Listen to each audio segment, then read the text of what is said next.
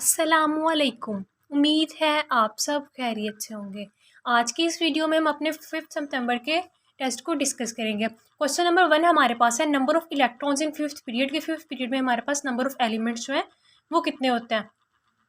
आपने या तो आप ऐसा करें कि सब पीरियड्स में जितने एलिमेंट्स हैं उनको याद कर लें, या आप ये फॉर्मूला याद रख लें कि n+2² डिवाइडेड बाई 2 ये इवन नंबर के लिए, और n+1 का square divided by 2 for odd के। अगर आपके पास पीरियड नंबर ऑड है तो आप सेकंड फार्मूला अप्लाई करें, और अगर इवन है तो फर्स्ट फार्मूला।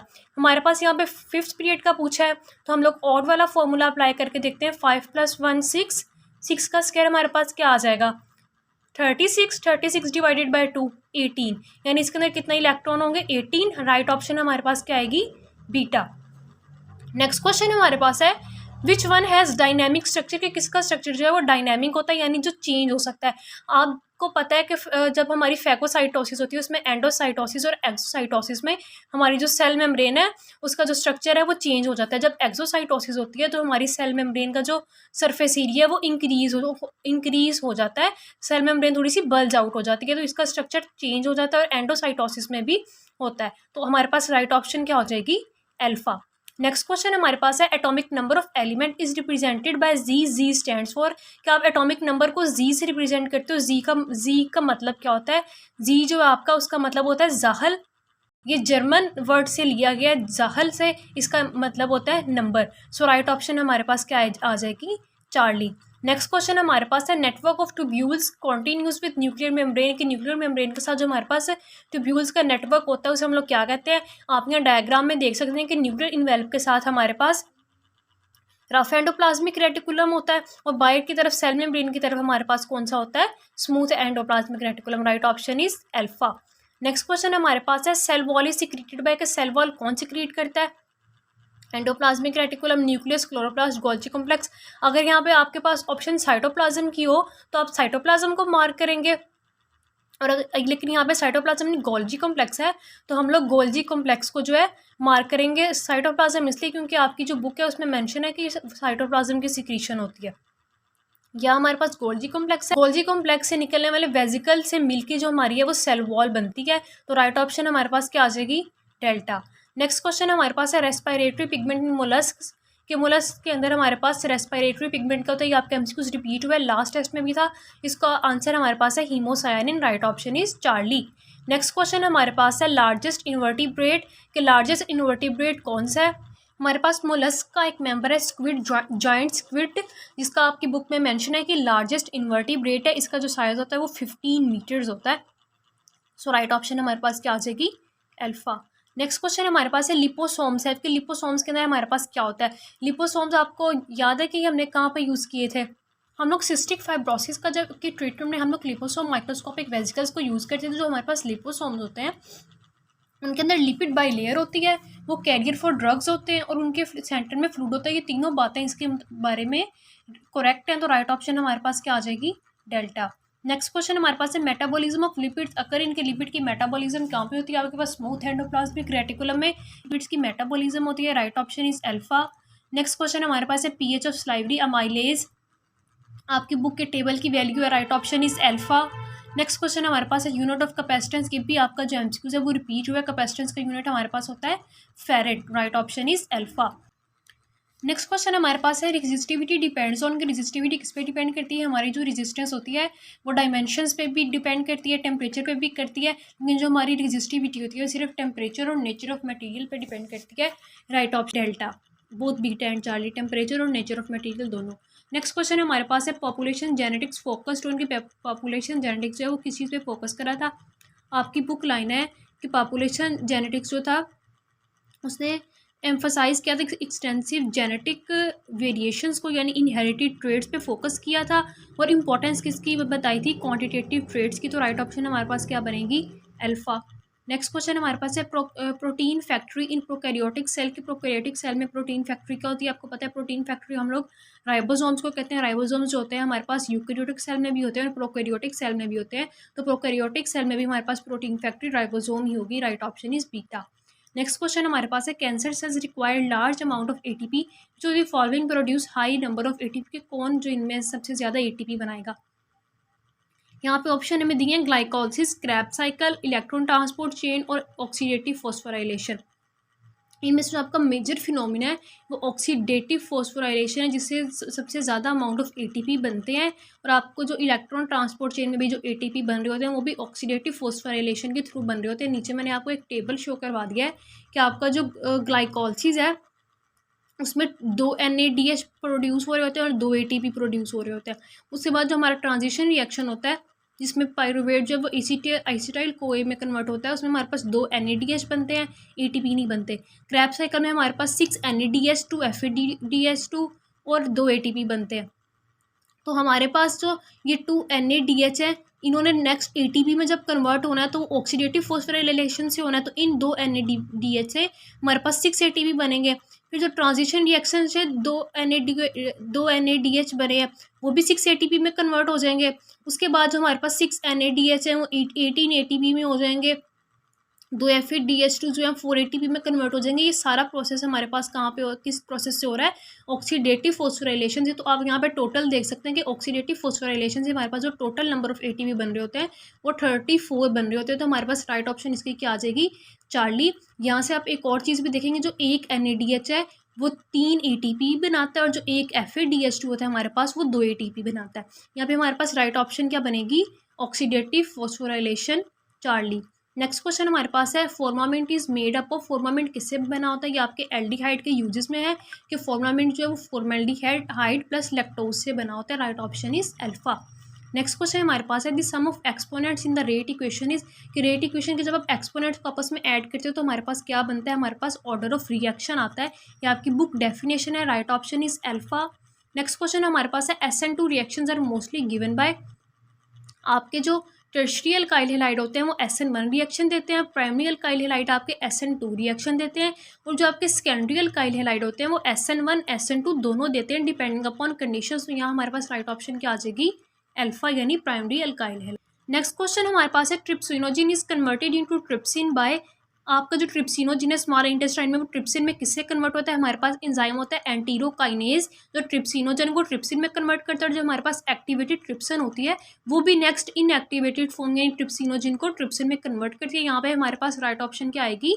अल्फा।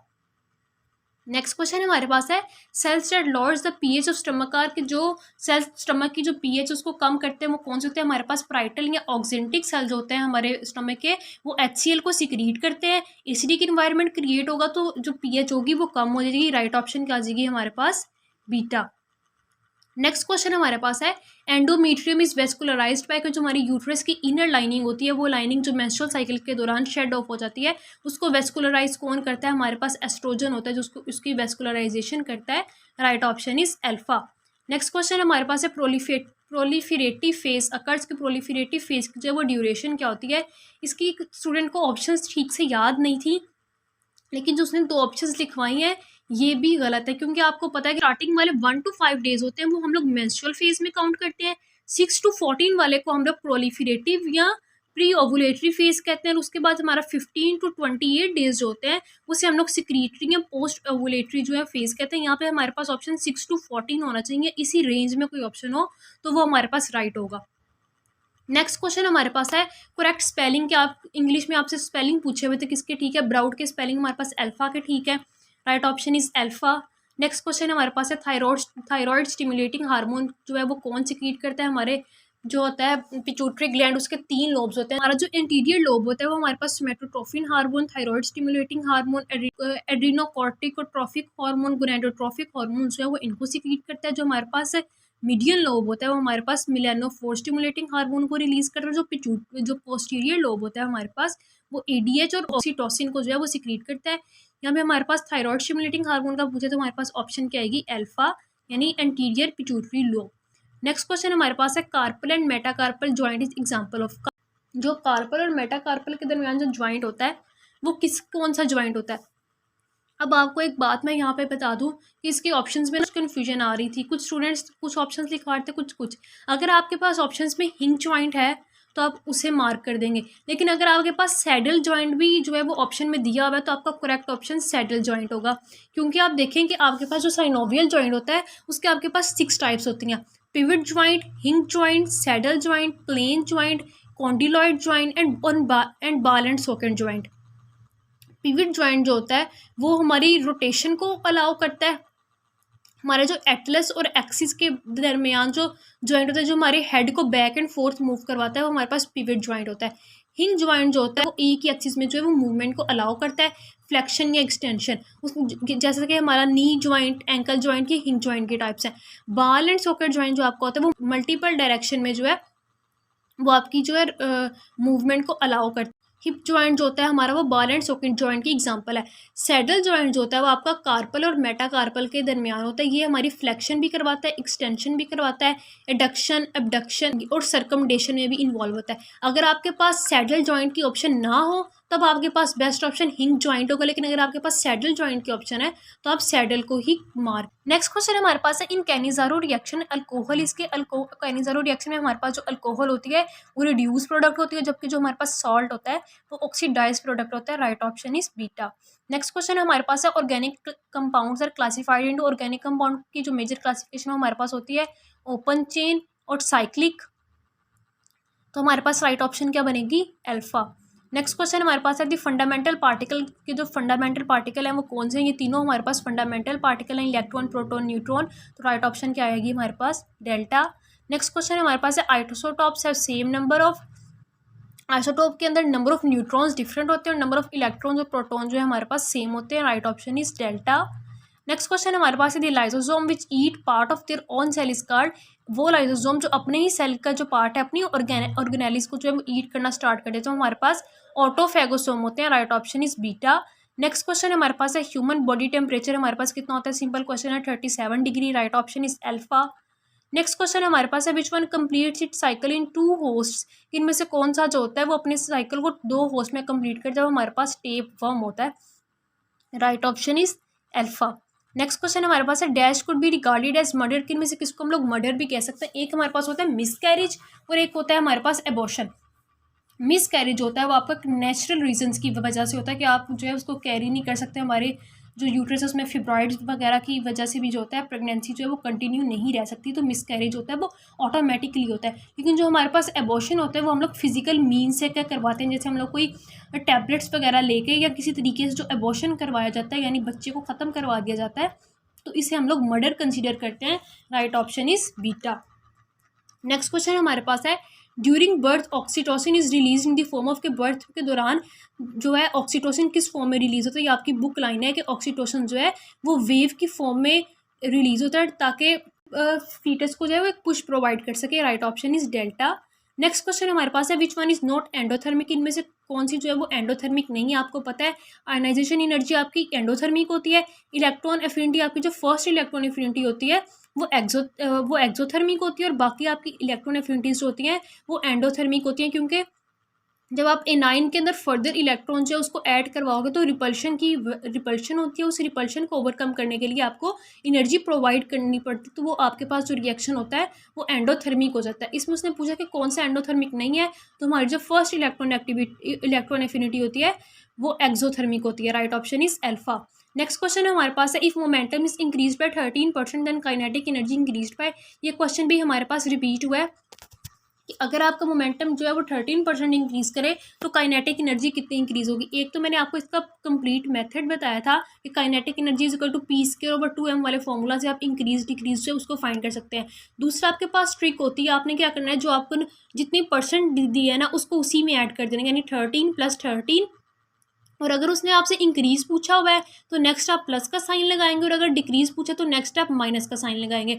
यहाँ पे इंक्रीज पूछा तो हम लोग प्लस का साइन लगाएंगे। नेक्स्ट हमारे पास 13 को जो भी आपके पास दिया हुआ है उसको 10 पे डिवाइड करके आपस में सेल्फ मल्टीप्लिकेशन कर देंगे, यानी 1.3 मल्टीप्लाई बाय 1.3। तो इसको सॉल्व करने से हमारे पास 27 पॉइंट समथिंग हमारा आंसर आता है। तो राइट ऑप्शन हमारे पास यहाँ पे क्या हो जाएगी? अल्फा।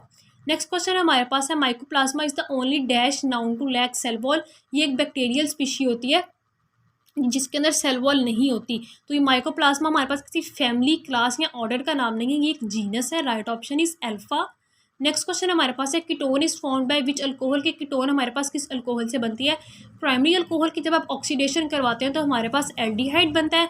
सेकेंडरी अल्कोहल की जब आप ऑक्सीडेशन करवाते हैं तो हमारे पास कीटोन बनता है, जबकि जो टर्शियरी अल्कोहल होती है वो ऑक्सीडेशन नहीं देती। यहाँ पे हमसे कीटोन का पूछा हुआ है तो राइट ऑप्शन क्या आ जाएगी हमारे पास बीटा। नेक्स्ट क्वेश्चन हमारे पास है टाइप्स ऑफ क्वार्क, ये एमसीक्यूज बार बार रिपीट हो रहा है। क्वार्क की हमारे पास कितनी टाइप्स हैं, हालांकि ये टॉपिक जो है वो सिलेबस में इंक्लूड नहीं था। इसकी हमारे पास राइट ऑप्शन है डेल्टा 6 क्वार्क्स होते हैं हमारे पास।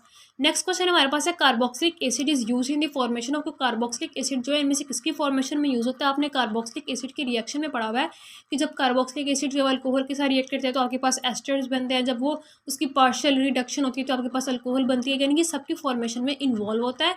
राइट ऑप्शन हमारे पास क्या आ जाएगी डेल्टा।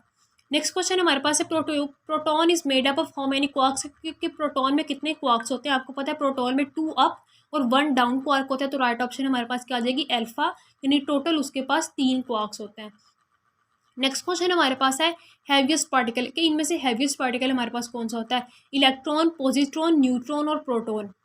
यहाँ पे पहले हम लोग अपनी ऑप्शंस को देख लेते हैं, इलेक्ट्रॉन और पॉजिट्रॉन। आपने एंटी पार्टिकल्स का कॉन्सेप्ट पढ़ा कि एंटी पार्टिकल्स ऐसे पार्टिकल्स होते हैं जो एक पार्टिकल के बिल्कुल उनके जो मैस है उसके बिल्कुल इक्वल हो, लेकिन उनका जो साइन है वो उससे ऑपोजिट हो।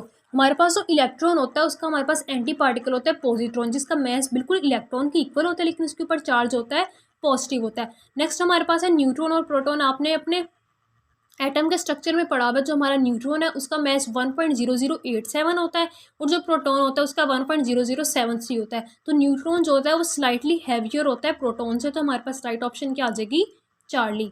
नेक्स्ट क्वेश्चन हमारे पास है गैमीट्स आर के, गैमीट्स आपके पास होते हैं हमेशा हैप्लॉइड होते हैं, right option is alpha. Next question हमारे पास है द एग इज इनक्लोज्ड इन, कि एग जो है वो कहाँ पे इनक्लोज्ड होता है। आपका जो एग होता है वो फॉलिकल्स के अंदर जो है वो इनक्लोज होता है, राइट ऑप्शन हमारे पास क्या आ जाएगी चार्ली। आपको याद होगा वो कंसेप्ट के मैंने रिप्रोडक्शन वाली वीडियो में भी आपको बताया था कि जब जो हमारे पास मैच्योर फॉलिकल होता है उसे हम लोग ग्राफियन फॉलिकल, जिसके अंदर हमारी ओजेंसीज होती है, उसके बाद सेकेंडरी ओसाइट जब रिलीज हो जाता है तो हम उसी फॉलिकल को रप्चर्ड फॉलिकल कहते हैं। तो हमारा इससे सबसे पता चलता है हमें कि जो हमारा एग होता है वो फॉलिकल सेल्स के अंदर जो है इंक्लोज होता है, right option Charlie. Next question हमारे पास है वायरसेस डोंट है, वायरसेस के पास क्या नहीं होता आरएनए। आपको पता है वायरसेस के पास आरएनए डीएनए में से कोई एक चीज़ होती है, लेकिन जो वायरसेस है उनका हमारे पास फॉसिल रिकॉर्ड नहीं है, right option is alpha. Next question हमारे पास है करेक्ट सीक्वेंस आपने बताना था। ये कुछ ऐसे एमसीक्यूज हैं जिनकी ऑप्शंस ठीक से बच्चों को याद नहीं थी या कुछ पॉइंट्स याद थे। करेक्ट सीक्वेंस आपने बताना है कि पहले आपको एक्यूट एचआईवी होता है, फिर क्रोनिक होता है और जो लास्ट स्टेज हमारे पास होती है वो एड्स होती है। उसके अलावा आपसे वेलोसिटी टाइम ग्राफ के बारे में कुछ एमसीक्यूज थे, excel mass of electron, positron के बारे में मैंने अभी आपको बताया कि पॉजिट्रॉन इलेक्ट्रॉन का ही एंटी पार्टिकल है, तो इसका मैस इलेक्ट्रॉन के इक्वल होगा, सिर्फ चार्ज ऑपोजिट होगा। इसके अलावा आपसे डायमेंशन ऑफ फ्रीक्वेंसी एक्सेलरेशन के बारे में पूछा हुआ था, वेलोसिटी ऑफ लाइट के बारे में कुछ क्वेश्चंस थे, यूनिट ऑफ एनर्जी, ये भी आपके पिछले 3 टेस्ट में ये जो एमसीक्यूज है वो जो है वो रिपीट हो चुका हुआ है। नेक्स्ट हमारे पास था राइट हैंड रूल के बारे में, de Broglie wavelength, potential difference. ये टॉपिक्स जो मैं बताती जा रही हूँ इनको आप अच्छी तरह से देख लें। इनका मकसद सिर्फ यही है कि आप इन टॉपिक्स को देख लेंगे, इनमें से इस टेस्ट में एमसीक्यूज आया तो नेक्स्ट में भी आ सकता है। आपने सिर्फ ये देखना है कि पीएमसी किन टॉपिक्स पे फोकस कर रहा है। उसके अलावा unpaired electron in transition element, आपको पता है कि ट्रांजिशन एलिमेंट में अनपेयर्ड इलेक्ट्रॉन जो होते हैं वो मैगनीज तक इंक्रीज करते हैं, उसके बाद जिंक तक डिक्रीज करते हैं। स्कैंडियम आयन का कलर पूछा हुआ था, पॉलीमराइजेशन की कितनी टाइप्स होती हैं, ऑर्गेनिक कंपाउंड की क्लासिफिकेशन के बारे में एमसीक्यूज थे, एक्टिवेशन इन एनर्जी का हमारे पास यूनिट, इंजाइम की definition, mature follicle release from ovary. इस कार्ड के मैच्योर फॉलिकल अभी मैंने आपको बताया कि उसे ग्राफियन फॉलिकल भी कहते हैं, हम लोग उसे वेजिकुलर फॉलिकल भी कहते हैं। अल्कोहल में से 3-4 एमसीक्यूज थे। उसके बाद आपके पास टॉपिक था aldol condensation, tautomerism, Hess's law, crystalline solid, इनमें से एमसीक्यूज थे। क्रोमोसोम्स के बारे में थे, ट्रांसफॉर्मर में से आपसे 3 से 4 एमसीक्यूज पूछे हुए थे। तो अगर नेक्स्ट आपके पास to Maihar radio activity Maihar करने के लिए आपको क्या पता होना चाहिए, आपको हाफ लाइफ पता होनी चाहिए। उसके बाद इंग्लिश में आपके पास स्पेलिंग, फ्यूचर टेंस, प्रपोजिशन और कोटेशन मार्क्स, इन 4 टॉपिक्स में से आपके पास एमसीक्यूज थे। और जो लॉजिकल रीजनिंग था उसके हमारे पास कॉज एंड इफेक्ट के 5 एमसीक्यूज थे। बाकी आपके जो एमसीक्यूज थे वो थे which of the following statement is correct, इस तरह के कुछ एमसीक्यूज थे आपके पास। ये हमारे कल के कुछ टेस्ट की डिस्कशन थी। उम्मीद है आपको समझ आ गई होगी। किसी भी पॉइंट में कोई इशू है आप मुझे कमेंट सेक्शन में पूछ सकते हैं। वीडियो अच्छी लगी हो तो लाइक करें और चैनल को सब्सक्राइब करें ताकि आने वाली अपडेट्स आप तक पहुंचती रहें। अल्लाह हाफिज़।